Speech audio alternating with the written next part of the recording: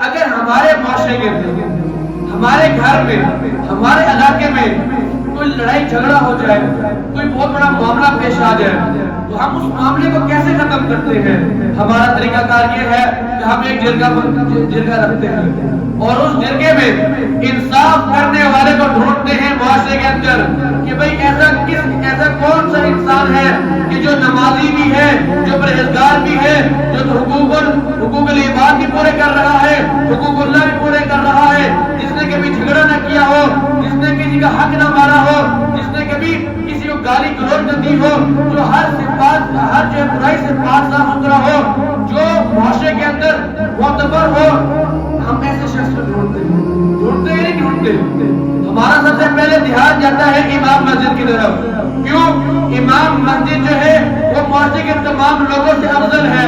وہ مسجد کا امام ہے، وہ مصلی رسول میں کھڑے ہو کے نمازیں پڑھاتا ہے، وہ ممبر رسول میں بیٹھ کر جمعے کے خطبے دیتا ہے، بیانات دیتا ہے، لوگوں کو نیکی کی طرف بلاتا ہے، برائی سے روکتا ہے. تو ہمارے ذہن میں کون کرتا ہے؟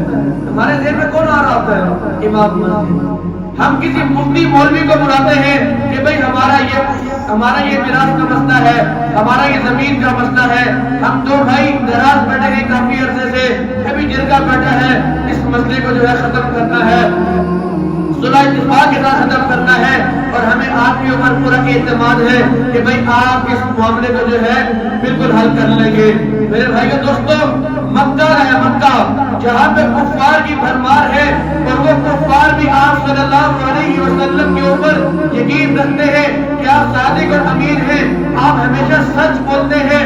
اور جب بھی ان کے درمیان بھی جب بھی جرگہ بیٹھتا ہے یا کسی معاملے کے اوپر فیصلہ سنانا ہوتا ہے تو وہ آپ صلی اللہ علیہ وسلم کو ثالث بناتے ہیں. ثالث بنانے کی وجہ کیا ہے؟ آپ صلی اللہ علیہ وسلم پرہیزگار ہیں، آپ صلی اللہ علیہ وسلم صادق ہیں، امین ہیں، آپ دیانتدار ہیں، آپ خیانت نہیں کرتے ہیں، آپ کے ساتھ کسی شخص کا اختلاف نہیں ہے، کسی کے ساتھ لڑائی جھگڑا نہیں ہے. تو ایسے انسان کو کفار مکہ نے بھی چنا ہوا تھا. وہ آپ کی امانت کو بھی مانتے تھے، وہ آپ کی دیانت کو بھی مانتے تھے، وہ آپ کی شرافت کو بھی مانتے تھے. ان تمام چیزوں کو مد نظر رکھتے ہوئے جب بھی ان کے درمیان میں بھی جرگہ بیٹھتا، جب بھی کوئی ایسا بڑا معاملہ پیش آتا تو آپ صلی اللہ علیہ وسلم کو سب سے آگے کرتے.